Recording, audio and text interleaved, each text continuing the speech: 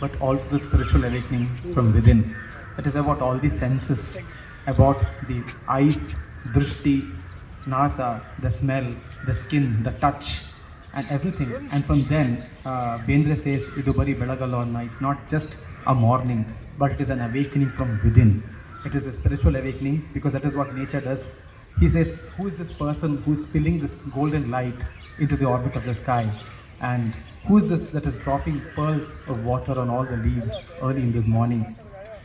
And uh, who is it that is sending the zephyr, this cold wind, and carrying with it messages from flowers that touch you and that whisper love to your ears?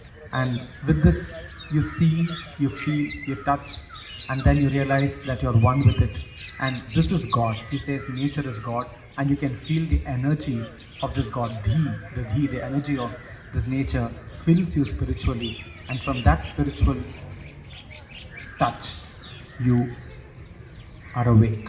And this being awake is not just the morning, but it's also the awakening from within.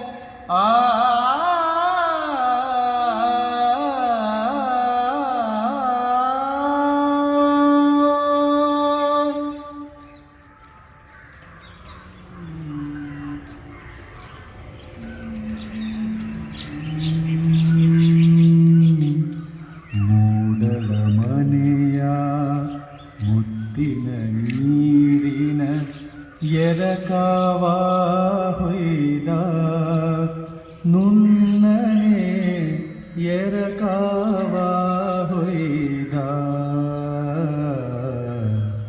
ಬಾಗಿಲು ತೆರೆದು ಬೆಳಕು ಹರಿದು ಜಗವೆಲ್ಲ ತೊಯ್ದ ದೇವನು ಜಗವೆಲ್ಲ ತೊಯ್ದ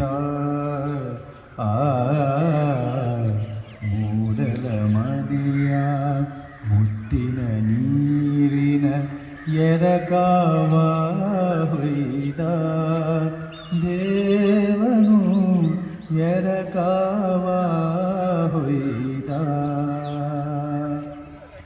ರತ್ನದ ರಸದ ಕಾರಂಜಿಯು ಪುಟ ಪುಟನೆ ಪುಟಿದು ತಾನೆ ಪುಟ ಪುಟನೆ ಪುಟಿದು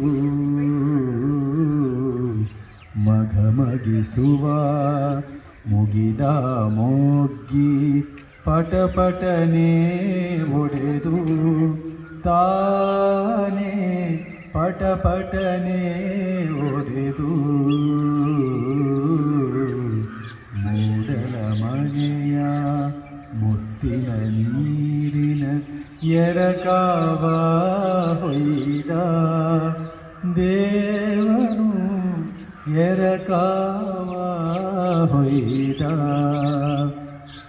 ಎಲೆಗಳ ಮೇಲೆ ಹೂಗಳ ಒಳಗೆ ಅಮೃತದ ಬಿಂದು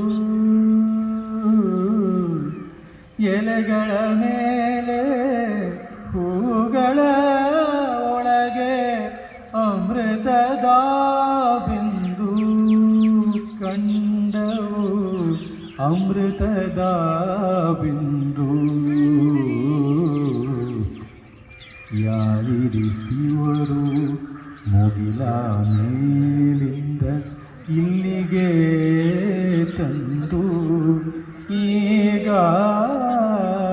ಇಲ್ಲಿಗೆ ತಂದು